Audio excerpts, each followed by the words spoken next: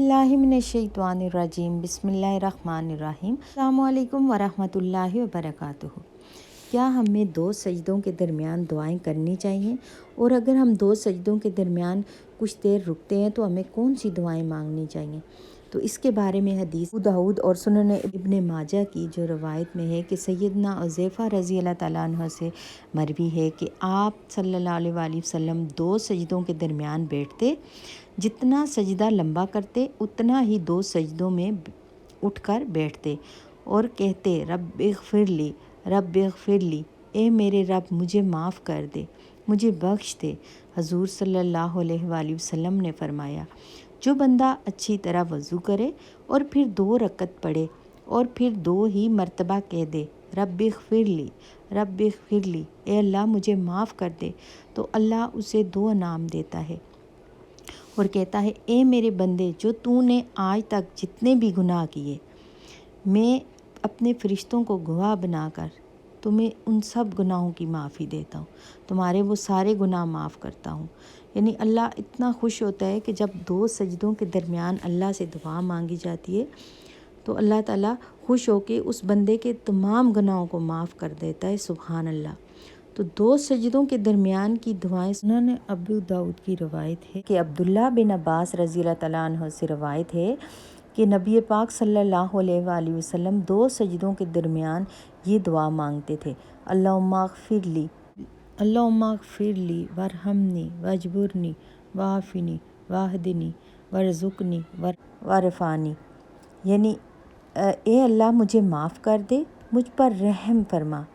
अल्लाहुम्मा ग़फ़िरली, अल्लाह मुझे माफ़ कर दे, वरहमनी और मुझ पर रहम फरमा, वाहदिनी और मुझे हिदायत दे, वजबुरनी मेरे नुकसान को पूरा कर दे, वाफ़िनी और मुझे आफ़ियत दे, वरज़ुक़नी और मुझे रिज़्क़ दे, रफ़ानी और मुझे बुलंदी अता कर दे। सुभान अल्लाह। कितनी खूबसूरत दुआ है। जो कोई हम लोग होते हैं कि जल्दी जल्दी सजदा करते हैं और सजदे में ये दुआ नहीं पढ़ते, जबकि नबी पाक सल्लल्लाहु अलैहि वसल्लम ने ख़ुद बताया है कि सजदे में ये दुआ पढ़नी चाहिए। तो जब कोई ये दुआ पढ़ता है तो अल्लाह ताला उससे खुश होते हैं और हर तरह की आफ़ियत, रिज़्क़, बरकत और हर तरह के गुनाह उसके माफ़ कर देता है और उसके दर्जात को बुलंद कर देता है, उस पर रहमतें और बरकतें नाज़िल फरमाता है, उसके रिज़्क़ में इजाफ़ा करता है। सुभान अल्लाह। नबी पाक सल्लल्लाहु अलैहि वसल्लम को भी खुश करने के लिए लोग क्या कुछ करते हैं, कभी मिलाद सजाते हैं तो कभी नात ख़्वानी करते हैं, जबकि अल्लाह के आगे सजदा करना, नबी को खुश करना, ये दोनों जो सजदे हैं वो अल्लाह को भी खुश करते हैं और नबी को भी, क्योंकि हम नबी पाक सल्लल्लाहु अलैहि वसल्लम की पैरवी कर रहे होते हैं। नमाज नबी पाक सल्लल्लाहु अलैहि वसल्लम की पैरवी है। और फ़र्ज़ नमाज के अलावा भी कुछ नवाफ़िल वग़ैरह का एहतमाम किया करें ताकि ज़्यादा से ज़्यादा अल्लाह के सामने सर वजूद हो और अल्लाह का कुर्ब हासिल हो। और ये बात याद रखनी चाहिए कि सजदे की जगह पर जो है वो दोज़ख की आग हराम है। यानी अगर किसी शख्स को उसके गुनाहों की वजह से जहन्नम में डाल भी दिया जाएगा तो उसकी जो सजदे की जगह होगी आग उसको छू नहीं सकेगी।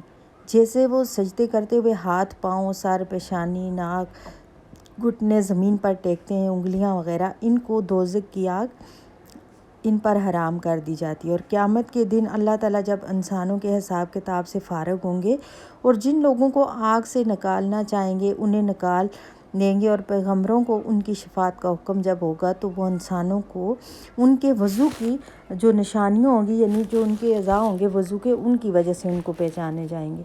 यानी दोज़ख की आग जिस्म का हर हिस्से को निगल लेगी सिवाय उन अज़ू के जो वज़ू के अज़ा हैं।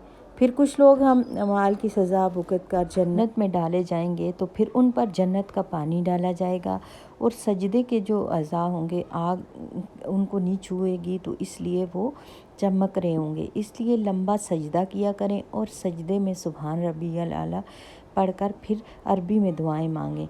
और जब आप रुकू करें तो समी अल्लाहु लिमन हमिदा रब्बना लकल हम, फिर पढ़ें हमदन कसीरन तय्यिबन मुबारकन फ़ी।